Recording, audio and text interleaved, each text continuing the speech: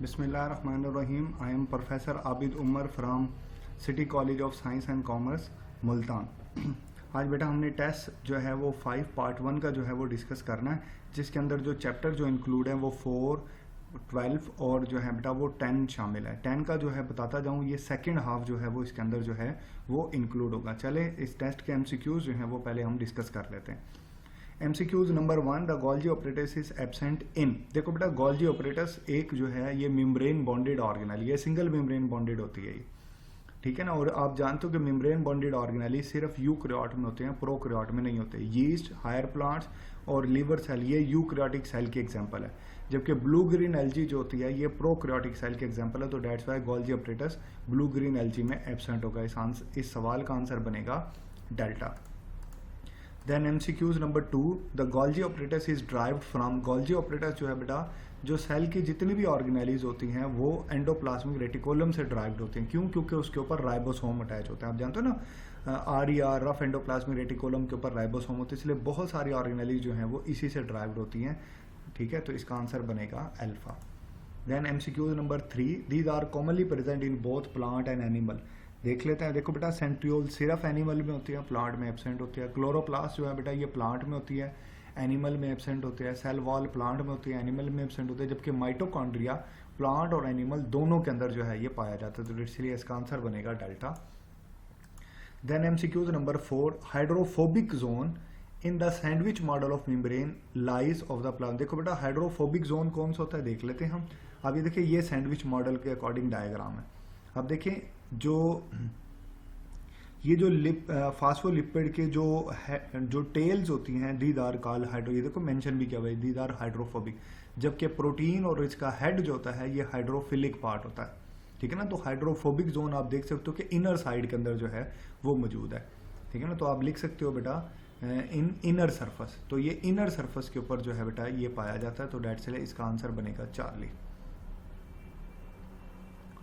Cripps of the small intestine are involved in. देखो बेटा Cripps क्या होता है? क्रिप्स ये जो एपिथेलियल सेल्स होते हैं वो जो मतलब एंडोथेलियल सेल के अंदर होते हैं, जो मतलब विलाई की जो एक तो इसके वो फिंगर लाइक प्रोजेक्शन जो स्मॉल इंटेस्टाइन से बाहर निकल आते हैं उनको तो विलाई कहते हैं, लेकिन जो उसकी लाइनिंग के अंदर होते हैं उनको क्रिप्स कहा जाता है। देखो यही विलाई अगर जब जो है बेटा इंटेस्टाइन की जो लाइनिंग है उसके अंदर है तो तब आप इसको क्रिप्ट का नाम दो। तो ये क्रिप्ट्स जो हैं वो नई विलाई बनाने के अंदर जो है वो इनका किरदार होता है। इसके अलावा ये सक्रीशंस भी करती हैं।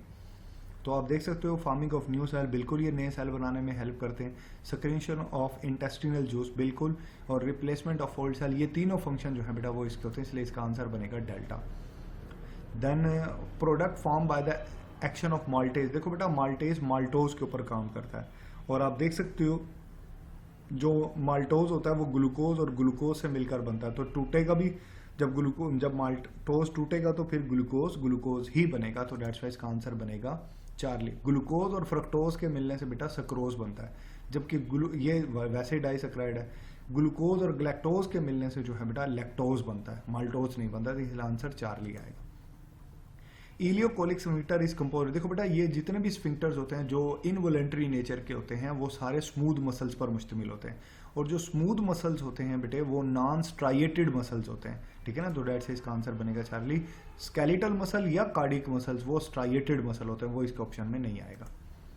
8, hyper acidity in the stomach can cause. देखो बेटा हाइपर एसिडिटी जब बहुत ज़्यादा एसिड बढ़ता है तो इससे डिस्पेप्सिया भी हो सकता है, और ये कंटिन्यूस अगर रहता है तो इससे पेप्टिक अल्सर भी हो सकता है। इसलिए आंसर डेल्टा ज़्यादा सूटेबल है। Body is eel like. देखो बेटा ये फिश होती है, साइक्लोस्टोमेटा कैटेगरी की है कि इनकी बॉडी बिल्कुल सीधी होती है, ईल लाइक होती है। तो इसलिए इसका आंसर बनेगा अल्फा।